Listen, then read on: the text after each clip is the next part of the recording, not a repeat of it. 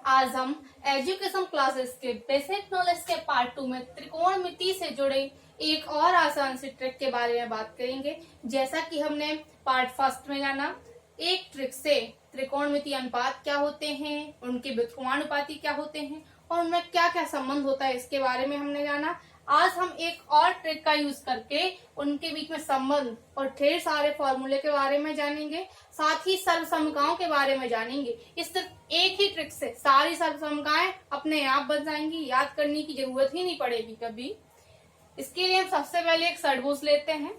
यहाँ पर sign, cos, ten, cosec, सेक, cot, इन सबके मान को लेते हैं। अब यहाँ बात आती है कि इस हेक्सागोन में, इस षटभुज में हम कहाँ किसको बिठाएं।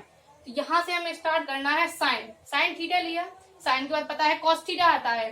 अब जितने सी वाले हैं उनको एक साइड बिठा दिया। यहाँ देखिए कॉस थीटा, कॉट थीटा और कोसेक थीटा।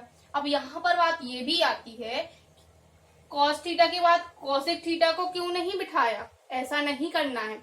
जैसा कि हम लोग जानते ही हैं, पहले हम अपने आगे अपने छोटों को बैठा देते हैं, फिर खुद बैठ जाते हैं। वही काम कोसेक थीटा ने किया है।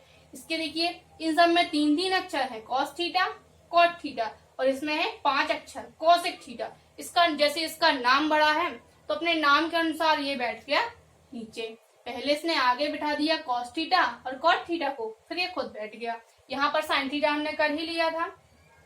और पिछली ट्रिक से हम ये भी जानते हैं कि कॉस का अपोजिट होता है सेक थीटा। तो यहाँ बिठा दिया हमने सेक थीटा को और यहाँ बिठा दिया टेन थीटा को।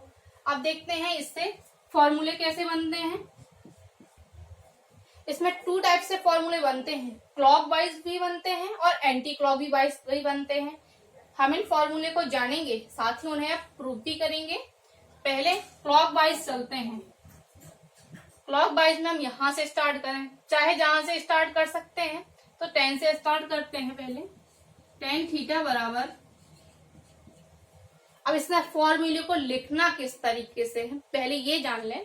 तो क्लॉक वाइज में हमने टेन थीटा से स्टार्ट किया, तो उसके आगे बढ़े साइन थीटा आया, तो साइन थीटा को अंश की जगह बिठा देंगे। उसके और आगे बढ़ेंगे कॉस थीटा आएगा, कॉस को बिठा देंगे हर की जगह पर। सारे फॉर्मूले इसी तरीके से करने हैं। तो टेन थीटा बराबर हो जाएगा साइन थीटा बटे कॉस थीटा। मैंने भी यही बताया कि साइन थीटा आया 10 के बाद, उसको अंश की जगह बिठा दिया। उसके और आगे चले, फिर आया कॉस थीटा, तो उसको हर में बिठा दिया। ये बन गया एक फॉर्मूला, साइन थीटा बराबर टेन थीटा बराबर साइन थीटा बटे कॉस थीटा। का सेकंड फॉर्मूला देखते हैं। 10 के बाद बढ़े साइन की तरफ, साइन थीटा बराबर क्या होगा। अब जैसा हमने 10 में किया, सब में वही करना है। साइन के बाद आगे बढ़ेंगे, तो साइन के बाद आ रहा है कॉस थीटा, फिर आएगा कॉट थीटा। तो साइन थीटा बराबर हो जाएगा कॉस थीटा बटे कॉट थीटा। तीसरा त्रिकोणमितीय अनुपात लिखेंगे।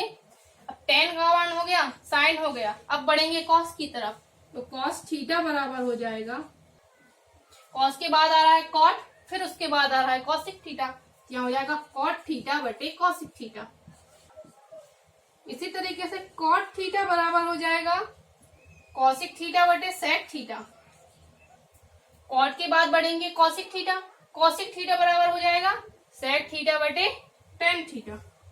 लास्ट त्रिकोणमितीय अनुपात बचा है सेक थीटा। तो सेक थीटा के आगे आया टेन थीटा और आगे आया साइन थीटा। तो सेक थीटा बराबर हो जाएगा टेन थीटा बटे साइन थीटा। अब हम इन फॉर्मूले को प्रूफ करके भी देखते हैं। इनमें से कोई भी फॉर्मूला हम आसानी से प्रूफ कर सकते हैं। कोई भी ले लें, साइन थीटा बराबर ले लेते हैं। फॉर्मूला होता है साइन थीटा बराबर लिखा है कॉस थीटा बटे कॉट थीटा। इसको प्रूफ करने के लिए हम RHS लेकर चलते हैं। RHS बराबर कॉस थीटा बटे कॉट थीटा। यहाँ पर देखिए कॉस थीटा बराबर होता है आधार बटे कर्ण, यहाँ लिख देंगे आधार बटे कर्ण। और कॉट थीटा बराबर होता है आधार बटे लंब। जब हम इसको सही तरीके से सरल करके लिखेंगे, यहाँ हो जाएगा आधार बटे कर्ण, लंब पहुंच जाएगा ऊपर, यहाँ हो जाएगा लंब बटे आधार, आधार से आधार कैंसिल हो जाएगा, यहाँ आ जाएगा लंब बटे कर्ण। और यहाँ देखिए त्रिकोणमितीय अनुपातों में लंब बटे कर्ण मान होता है साइन थीटा का बराबर में यहाँ आ गया साइन थीटा, ये आ गया LHS। इस प्रकार जब हमने RHS लेकर चले तो LHS प्रूफ हो गया। हम कोई भी फॉर्मूला लें उन्हें आसानी से इस तरीके से प्रूफ कर सकते हैं। अभी हमने क्लॉकवाइज फॉर्मूले के बारे में बात की, अब बात करेंगे एंटी क्लॉकवाइज फॉर्मूले के में। एंटी क्लॉकवाइज में हम इस तरीके से जाएंगे, क्लॉकवाइज में घड़ी की सुई की दिशा में चलते हैं और एंटी क्लॉकवाइज में विपरीत दिशा में चलते हैं। इसमें वहीं से स्टार्ट करते हैं, टेन थीटा। क्लॉकवाइज से हम आगे बढ़े थे, इसमें जस्ट पीछे बढ़ना है, मान वही लेना है। जो पहले नंबर पर आएगा वो अंश में आएगा, जो दूसरे पर आएगा वो हर में आएगा। तो टेन थीटा बराबर हो जाएगा सेक थीटा बटे कॉसिक थीटा।